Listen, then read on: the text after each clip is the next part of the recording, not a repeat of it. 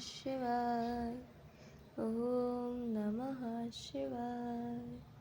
ओम नमः शिवाय।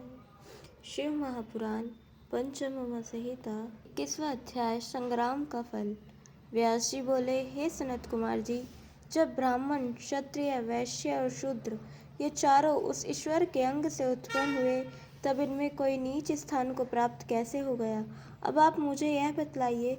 सनत कुमार जी बोले, हे व्यास जी, मनुष्य अपने स्थान को प्राप्त कर उसकी रक्षा करे। जैसे ब्रह्म तत्व से गिरकर क्षत्रिय तत्व को प्राप्त होता है, ब्राह्मण का जन्म पाकर जो भोज्य अभोज्य को नहीं जानता है, वही क्षत्रिय होता है। इसी प्रकार वैश्य अपने धन से विधि पूर्वक अग्नि होम कर्म कराकर शीशान का भोजन कर क्षत्रिय योनि को प्राप्त करता है। इसमें कुछ भी संदेह नहीं। इसी प्रकार क्षत्रिय भी संस्कार युक्त दक्षिणा रहित सहित यज्ञों को करके अपने सभी शास्त्र धर्मों का पालन करते हुए अग्नि मंत्र से पवित्र आत्मा होकर ब्राह्मण हो जाता है। कर्म की यह महानता है। व्यास जी बोले, क्षत्रिय जिस फल को संग्राम में प्राप्त करता है, उस फल को अत्यंत दक्षिणा वाले अग्निष्टोम आदि यज्ञों को भी करके कोई नहीं प्राप्त कर सकता। क्षत्रिय कुछ शूरों की सेना में प्रवेश करके युद्ध करना ही सब धर्मों का लाभ है। जो युद्ध में पराजित नहीं होता, वह विष्णु लोक प्राप्त होता है तथा उसे अश्वमेघों के फल भी प्राप्त होते हैं। हे व्यास जी, वीरासन, वीर संज्ञा और वीर स्थान की स्थिति लोक परलोक में सर्वदा स्थिर रहती है। ये तो युद्ध में प्राण त्यागने सब वर्णों के लिए पुण्यदायक है, किंतु क्षत्रिय के लिए तो उसका विशेष पुण्य फल प्राप्त होता है। युद्ध में सम्मुख आते हुए मारने की इच्छा करने वाले को, चाहे वह वेदांती हो या आतताई हो या कोई ब्राह्मण ही क्यों ना हो, उसको मारने से वह ब्रह्म हत्यारा नहीं होता, परंतु ऐसा समय में भी जो पानी मांगता हो, ऐसे मारने योग्य को भी नहीं मारना चाहिए। और रोगियों को भी जो संग्राम भूमि में मरता है, उसे ब्रह्म हत्या लगती है, क्योंकि रोगी, दुर्लभ, बालक, स्त्री, कृपण, अनाथ, निश्चल, जिसका धनुष टूट गया हो अथवा प्रत्यंचा टूटी हो, ऐसे मनुष्य को भी युद्ध में मारने से ब्रह्म हत्या लगती है। इसका विचार कर जो बुद्धिमान संग्राम प्रिय होता है, वह अपने अन्य फलों को प्राप्त कर लोक परलोक में सुखी होता है। इस प्रकार श्री शिव महापुराण 5वीं संहिता का 21वां अध्याय समाप्त। 22वां अध्याय शरीर रचना और उसकी उत्पत्ति का वर्णन। व्यास जी बोले, हे मुनीश्वर, अब जीव के जन्म, उसकी गर्भ स्थिति तथा वैराग्य को कहिए। सनत कुमार जी बोले, हे व्यास जी, सुनिए, सब शास्त्रों का सार रूप वैराग्य है। संक्षेप में आपसे वर्णन करता हूँ, जिससे मुमुक्षुजनों का कल्याण होगा। जैसे पाक पात्र में अन्न पृथक तथा वह फिर अग्नि पर चढ़ाकर बनाया जाता है, तो वह अग्नि द्वारा शनि जल को गर्म कर चारों ओर से पकाया हुआ 2 भागों में मैल पृथक और रस पृथक हो जाता है, वैसे ही 12 मलों से विभक्त हुआ शरीर उससे बाहर हो जाता है और वह रस देह में फैल जाता है, जिससे शरीर पुष्ट हो जाता है। वे 12 मैल कान, आँख, नाक, जीवा, दांत, लिंग, गुदा, मलाशय, कफ, पसीना, विष्ठा और मूत्र है। शरीर में एक हृदय कमल है, जिसके चारों ओर सभी नाड़ियां बंधी हुई हैं।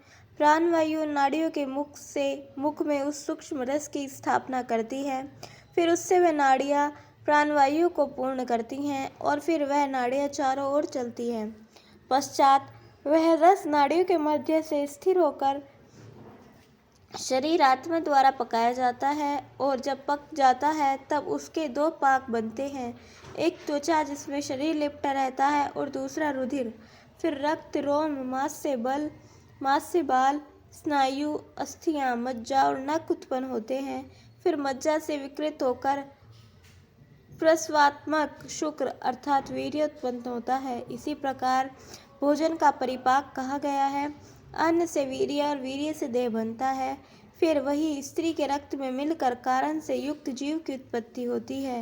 वीर्य रज का समुदाय कलिल कहलाता है, जो 5 रात्रि में बुद्बुद के आकार को प्राप्त होता है और वही बूंद उन 7 रात्रि में मांसपेशी बन जाता है, जो 2 महीने में गर्दन, सिर, दोनों कंधे, पीठ, छाती, पेट, हाथ, पैर, दोनों पार्श्व, कमर और गात बनता है।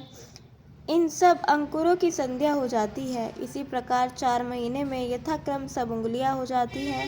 5 महीने में मुख, नासिका और कान हो जाते हैं। फिर दांतों की पंक्ति, गुहा, नख प्रकट होते हैं और फिर 6ठे महीने में कानों में छेद हो जाते हैं। 7वें महीने में गुदा, भेद, उपस्थ, इंद्रिया, नाभि तथा सब अंडकों में संध्या हो जाती है।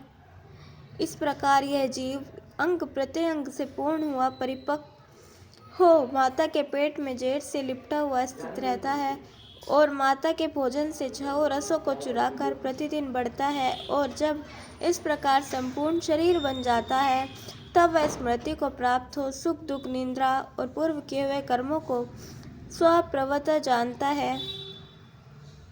तब वह जानता है कि मरने के पश्चात मैं फिर पैदा हुआ और पैदा होकर फिर मरा तथा इस प्रकार मुझे अनेक योनियां देखनी पड़ी, परंतु अब उत्पन्न होकर मैं इस शरीर से समस्त कल्याण के ही कार्य करूँगा, जिससे फिर गर्भ में न आना पड़े। अब मैं शिव ज्ञान का अन्वेषण करूँगा। वह गर्भ के जल से शीतांग होकर निरंतर व्याकुल होता है और जैसे लोह कलश में रखे पदार्थ को अग्नि पकाती है, वैसे ही गर्भ कुंड में पड़े जीवात्मा को जठराग्नि पकाती है। मनुष्य को जैसा अति घोर दुख गर्भाशय में मिलता है, वैसा अति घोर दुख उसे कहीं नहीं मिलता। सभी पापियों को यह अति घोर दुख मिलता है, जो उसके लिए बड़ा ही संकटदायक होता है। परंतु जो धर्मात्मा होते हैं, वे 7वें महीने तक ही यह दुख पाते हैं, क्योंकि वे 7वें महीने में ही जन्म पा जाते हैं। इस प्रकार पापियों को योनि यंत्र में पीड़न से भी गर्भ में अत्यंत कष्ट होता है, परंतु धर्मात्माओं को नहीं। योनि यंत्र द्वारा वह ईख के समान पेड़ दिया जाता है और तब कहीं निशार हुए बड़े संकट से सिर पर पाप मुदुर से ताड़ित होता हुआ बाहर निकलता है। इस प्रकार से शिव महापुराण 5वीं माँ संहिता का 22वां अध्याय समाप्त। बोलिए उमापति महादेव की जय। कल हम सुनेंगे 23वां अध्याय देह की पवित्रादि तथा बाल्यावस्था का विवेचन और 24वां अध्याय स्त्री स्वभाव वर्णन। तब तक के लिए जुड़े रहें। हर हर महादेव।